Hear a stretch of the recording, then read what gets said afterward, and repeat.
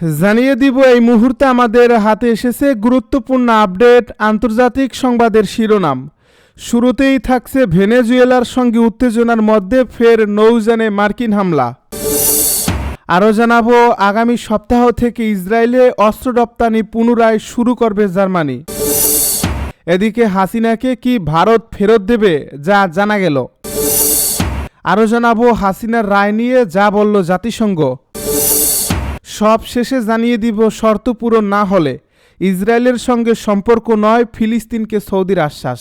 এতক্ষণ শুনছিলেন হাতে থাকা আপডেট সংবাদের শিরোনাম, এবারে বিস্তারিত। তবে তার আগে অনুরোধ রইল ভিডিওটিতে একটি লাইক এবং কমেন্ট করে জানিয়ে দিন ভিডিও সম্পর্কে আপনার মূল্যবান মতামত। আরও জানিয়ে দিন ভিডিওটি কোথা থেকে দেখছেন বা কোন জেলা থেকে দেখছেন। ভেনেজুয়েলার সঙ্গে উত্তেজনার মধ্যে ফের নৌযানে মার্কিন হামলা। যুক্তরাষ্ট্র প্রশান্ত মহাসাগরের পূর্বাঞ্চলে সন্দেহভাজন আরেকটি মাদকবাহী নৌযানে হামলা চালিয়েছে। এই হামলায় ওই নৌযানে থাকা 3 জন নিহত হয়েছেন বলে পেন্টাগন জানিয়েছে।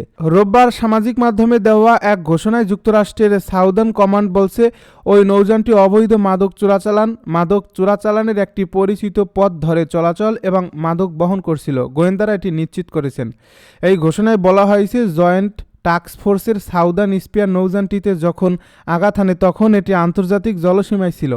রয়টার জানামতে এটি সেপ্টেম্বরের প্রথম দিক থেকে শুরু হওয়ার পর থেকে কথিত মাদকবাহী নৌযানে মার্কিন সামরিক বাহিনীর 21তম হামলা। যুক্তরাষ্ট্রে মাদকের প্রবাহকে বাধা দিতে এ প্রক্রিয়াকে একটি ন্যায্য প্রচেষ্টা বলে দাবি করছে মার্কিন প্রশাসন। পেন্টাগনের তথ্য অনুযায়ী এসব হামলায় এ পর্যন্ত অন্তত 83 জন নিহত হয়েছেন।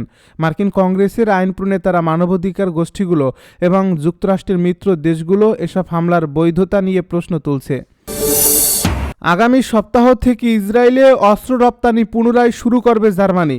গাজায় গণহত্যা যুদ্ধের কারণে ইউরোপ জুড়ে তীব্র আলোড়নের মুখে জার্মান সরকার ইসরায়েলের উপর আংশিক অস্ত্র নিষেধাজ্ঞা দিয়েছিল, কিন্তু অল্প সময়ের লোক দেখানো এই নিষেধাজ্ঞা তুলে নিয়ে আবারও ইসরায়েলে অস্ত্র সরবরাহের অনুমোদন দেওয়া হয়েছে।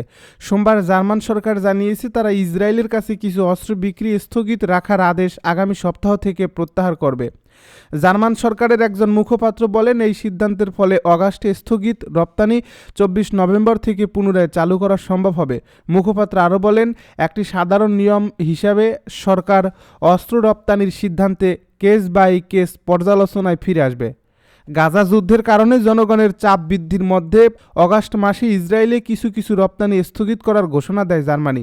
ইউরোপীয় এই দেশটি যুক্তরাষ্ট্রের পর ইসরায়েলের দ্বিতীয় বৃহত্তম অস্ত্র রপ্তানিকারক। হাসিনাকে কি ভারত ফেরত দেবে যা জানা গেল। মানবতা বিরোধী অপরাধের মামলায় ক্ষমতাচ্যুত ডামি নির্বাচনের প্রধানমন্ত্রী খুনি শেখ হাসিনার বিরুদ্ধে মৃত্যুদণ্ডের রায় ঘোষণা করেছেন আন্তর্জাতিক অপরাধ ট্রাইব্যুনাল। গত বছরের জুলাই আগস্টে গণ অভ্যুত্থানের সময় ছাত্র জনতার উপর সংগঠিত মানবতা বিরোধী অপরাধের মামলায় তার এই সাজা ঘোষণা করা হয়েছে। সোমবার বিচারপতি মোহাম্মদ গোলাম মর্তুজা মজুমদারের নেতৃত্বাধীন 3 সদস্যের আন্তর্জাতিক অপরাধ ট্রাইব্যুনাল 1-এর ঘোষণা করছে। রায় ঘোষণার সময় জনাকীর্ণ আদালতে আইনজীবীরা ছাড়াও জুলাই আগস্টে নিহতদের কয়েকজনের পরিবারের সদস্যরা উপস্থিত ছিলেন। রায়ে আদালত বলছেন, শেখ হাসিনার বিরুদ্ধে 3টি অভিযোগ প্রমাণিত হয়েছে। একটিতে আমৃত্যু কারাদণ্ড এবং অন্য 2টি অপরাধে মৃত্যুদণ্ড দেওয়া হয়েছে। হাসিনার বিরুদ্ধে মৃত্যুদণ্ডের রায় ঘোষণার প্রায় ঘণ্টা 3 পর ভারত এক সংক্ষিপ্ত প্রতিক্রিয়া জানিয়েছে। এ রায় তাদের নজর এসেছে।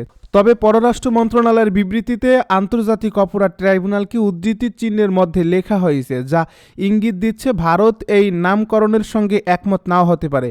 ঘনিষ্ঠ প্রতিবেশী হিসেবে ভারত যে বাংলাদেশের মানুষের স্বার্থে অঙ্গীকারবদ্ধ থাকবে বিবৃতিতে মনে করিয়ে দেওয়া হয়েছে সে কথাও। তবে ভারতের শীর্ষস্থানীয় কর্মকর্তারা বিবিসিকে আভাস দিয়েছেন, এ রায়ের ফলে শেখ হাসিনাকে নিয়ে দিল্লির অবস্থান আদৌ বদলাচ্ছেন না এবং তাকে বাংলাদেশের হাতে তুলে দেওয়ারও কোনো প্রশ্নই উঠছে না। হাসিনার রায় নিয়ে যা বলল জাতিসংঘ।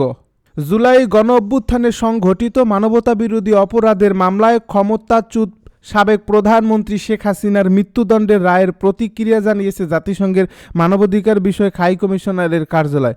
সোমবার জেনেভা থেকে এক বিবৃতিতে এই আনুষ্ঠানিক প্রতিক্রিয়া জানান সংস্থাটির মুখপাত্র রাবিনা শামদাসানি। তিনি বলেন, ঢাকায় আজ আন্তর্জাতিক অপরাধ ট্রাইব্যুনাল বাংলাদেশের সাবেক প্রধানমন্ত্রী শেখ হাসিনা এবং সাবেক স্বরাষ্ট্রমন্ত্রী আসাদুজ্জামান খান কামালের বিরুদ্ধে মানবতাবিরোধী অপরাধের মামলার রায় দিয়েছে। এটি গত বছরের বিক্ষোভ দমনের সময় সংঘটিত গুরুতর অধিকার লঙ্ঘনের শিকারদের জন্য একটি গুরুত্বপূর্ণ মুহূর্ত।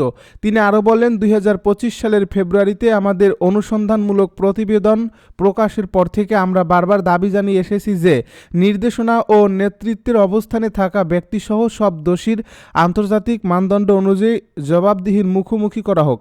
পাশাপাশি আমরা দাবি করছি ভুক্তভোগীদের যেন কার্যকর প্রতিকার ও ক্ষতিপূরণ পাওয়ার সুযোগ নিশ্চিত করা হয়।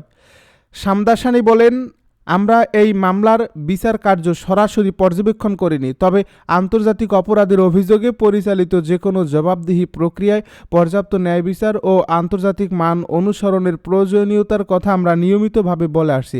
বিশেষত এক্ষেত্রে বিচার দোষীর অনুপস্থিতিতে অনুষ্ঠিত হয়েছে এবং মৃত্যুদণ্ড দেওয়া হয়েছে। এ পরিস্থিতিতে আন্তর্জাতিক মানদণ্ড আরও বেশি গুরুত্বপূর্ণ। তিনি আরও বলেন, আমরা মৃত্যুদণ্ডাদেশের বিষয়টিও দুঃখের সঙ্গে উল্লেখ করছি। আমরা সব পরিস্থিতিতে মৃত্যুদণ্ডের বিরোধিতা করি। রায়ের পর সংশ্লিষ্ট সব পক্ষকে সংযত আচরণ করার আহ্বান জানিয়ে সামদাসানি বলেন, জাতিসংঘের মানবাধিকারের বিষয়ক হাইকমিশনার ভলকার তুর্ক আশা প্রকাশ করছেন যে বাংলাদেশ সত্য উদ্ঘাটন, ক্ষতিপূরণ ও ন্যায় বিচারের একটি সমন্বিত প্রক্রিয়ার মধ্য দিয়ে এগিয়ে যাবে। এর মধ্যে আন্তর্জাতিক মানদণ্ডসম্মত অর্থবহ ও রূপান্তরমূলক নিরাপত্তা খাত সংস্কার থাকা উচিত, যাতে এসব লঙ্ঘন ও নির্যাতন পুনরায় না ঘটে। ভেনেজুয়েলার সঙ্গে উত্তেজনার মধ্যে ফের নৌযানে মার্কিন হামলা। যুক্তরাষ্ট্র প্রশান্ত মহাসাগরের পূর্বাঞ্চলে সন্দেহভাজন আরেকটি মাদকবাহী নৌযানে হামলা চালিয়েছে। এই হামলায় ওই নৌযানে থাকা 3 জন নিহত হয়েছেন বলে পেন্টাগন জানিয়েছে।